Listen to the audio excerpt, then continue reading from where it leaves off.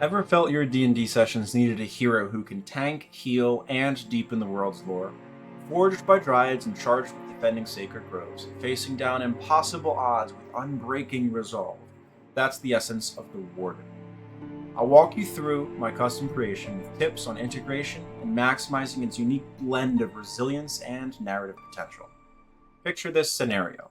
Your party spots an ogre down the hallway. The fighter moves to block the doorway, raises their shield, and likely takes the dodge action. The cleric casts Bless, the rogue hides. Everyone knows their role. It works. But it feels like you've played this exact encounter a dozen times before. This is the tanking stalemate. Fighters lean on high armor class and second wind, barbarians default to rage and reckless attack, paladins position for their auras and save bonuses.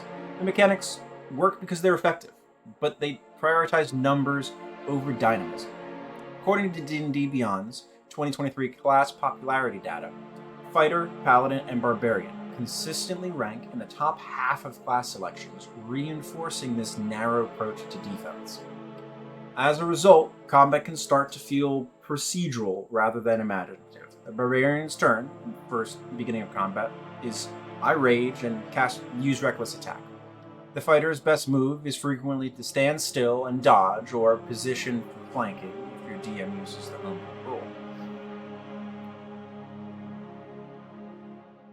There's little incentive to interact with the environment, manipulate enemy movement, or make creative use of action economy. On forums like r/D&D Next or r/Unearthed Arcana, players often express fatigue with these repetitive loops. I'm calling them tanking loops. Wishing for classes, or creating classes in the latter case, that offer more engaging ways to protect the party. Over time, this mechanical predictability dulls a character's narrative impact. When your role is so clearly defined by a handful of repetitive actions, your story can start to play second fiddle to your combat function. You're not just a knight with a troubled past, you're the door blocker. The Warden class steps directly into this gap. It doesn't just offer a new way to reduce damage, it reimagines what it means to defend, tying protection to the living world around you. But how does it actually achieve this? Let's break down the core mechanics that set it apart. Wardens stand apart from the typical big armor, big hit points archetype. It's not simply a fighter with more armor class or a paladin with healing on tap. Instead, it's a living bastion, drawing on the environment and their own vitality, to turn every battle into a dialogue with the natural world. At level 1, Font of Life ensures the Warden is harder to lock down than most frontliners, letting them shake off disabling effects at the very start of their turn rather than waiting for a saving throw at the end. Combined with naturalized healing, which prevents maximum hit point reduction and restores hit dice more quickly, the Warden's recovery loop is one of self-reliance and sustainability. But this durability is not free. Overchanneled Vitality illustrates the class's tension. The Warden can redirect their own proficiency bonus into armor class, effectively becoming harder to hit, but doing so requires spending a hit die. This feature literalizes the fantasy of a protector who pours their own strength into holding the line, like a tree siphoning nutrients with its deep roots to nourish sapling.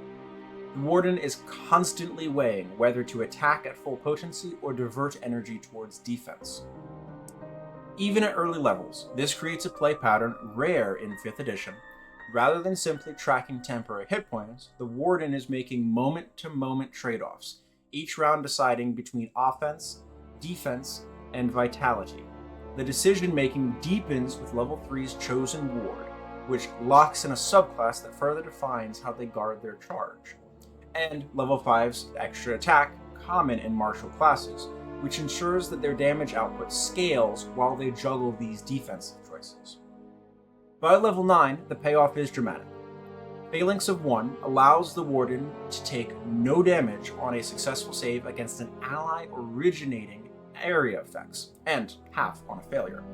This turns the Warden into a true anchor for dangerous teamwork strategies, holding position even when friendly fire might scorch the rest of the party. Fireball the room? Sure. I'm already there, and I don't mind. These mechanics are not just toughness by numbers, they encourage a mindset shift for both player and dungeon master. The Warden's kit rewards proactive play, stepping into the danger, managing scarce resources, and shaping each turn's tone. This mechanical uniqueness is only half the story. The real magic happens when these features reflect on character purpose.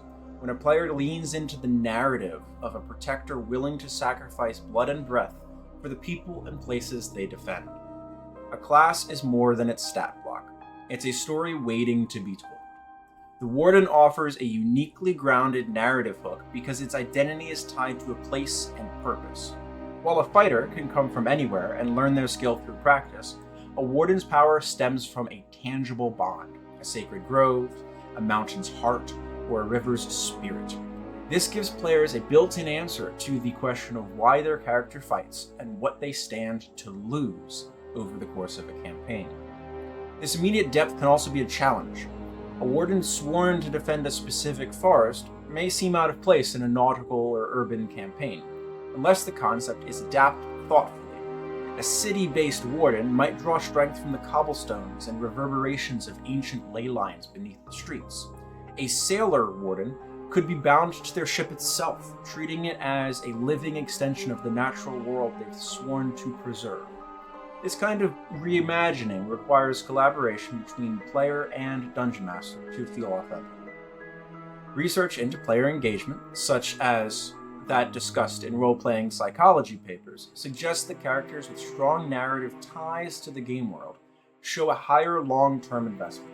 Players feel more involved when their backstory actively shapes their abilities and choices, rather than just being a pre-adventure footnote. What a surprise. The Warden excels here, though. Their mechanics reflect their story. Their healing isn't divine magic or learned technique, it's the land itself lending strength.